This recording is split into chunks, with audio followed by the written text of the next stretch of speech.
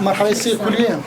دوای 500 ڕۆژ لە بێهۆشبوونی بەهۆی نەمانی ئۆکسجین لە کاتی نیشتەرگەریدا لە شاری هەولێر کچێک بە ناوی شادان ئیبراهیم جانی لەدەستدا و کە سوکارەکەی سکاڵای یاساییان تۆمار کردووە و دەڵێن کچەکەیان بەهۆی کەمتەرخەمی پزیشکیەوە جانی لەدەستداوە.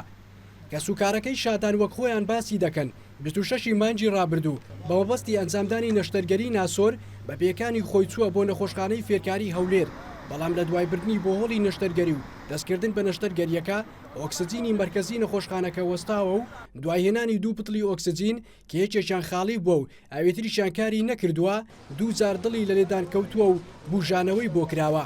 ئەمە دەمانەوێت حکومەت ئیجراعاتێکی زۆر بە توندی وەربگریلەوەی وەبی جارش کە دووبارە منداری فەقیر نەکوژن، چکە ئەوە هیچ تاوین نیە. ئەو بەستە زمانە کە چوە عملیاتێکی زۆر بەسیتە ئەوەیان کوشت ئەوە پاش 14 ڕۆژ لە خەستەخانەی ئەو ڕۆبەیانی مردیە. داوامان لە حکومەتی هەرێمە بەتونترین جەزای ئەوانە بدەکە کەم و کوڕی ڕوودەلەسێ.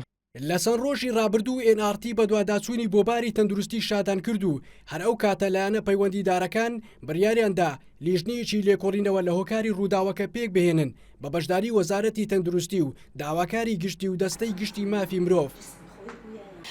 ئێمە وەکو لیژنەی تەندروستی ئیتصالمان کرد، پەیوەندیمان کرد بە وەزارەتی تەندروستی و مدیریەتی تەندروستی کە ڕوونکردنەوەیکمان بدەنێ سەبارەت بەو ڕووداوە کە سەبەبەکە چێ بووە و بە شێوەیەک بووە. ئەوان هیچ وەڵامەکی دروستیان پێ نەدان، تەنها ئەویان پێگوتین کە لیژنەیەکیان تەشکیلدایە کە لەو لیژنەیە نوێنەر یاسایی و مدعی عامش هەیە کە بە دوواداچوون دەکەن لەسەر ئەو کەیسە.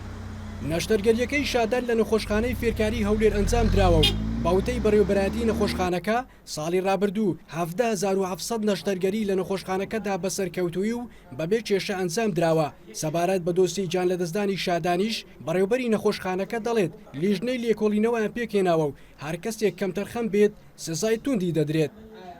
ئەو خوشکە بە ڕێزەی ئێمە کە شادان ئیبراهیم کە تەمەنی 21 ساڵە وەکو خوشکی خۆم دڵنیایان دەکەمەوە ئەهلی نەخۆش بابزانن کە من وەکو بەڕێوەبەر هەر یاسا هەر قرارێکیدا ئەگەر کەم و کوڕی لای کەرماندانی ئێمە بوو لە لای پزیشکەکەی ئێمە بوو ئەوەی پێویست بی بۆیان دەکەین، یعنی بابزانن ئەمن وەکو پارێزەری.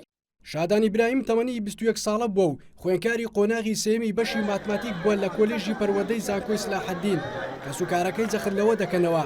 هیچ نەخۆشیێکی گرانی نەبووە و تەندروستی باش بووە، بەڵام لە دوای ئەنجامدانی ئەو نەشتەرگەریە بە تەواوی تەندروستی تێک چووە. شیراز عەبدوڵڵا، NRT هەولێر.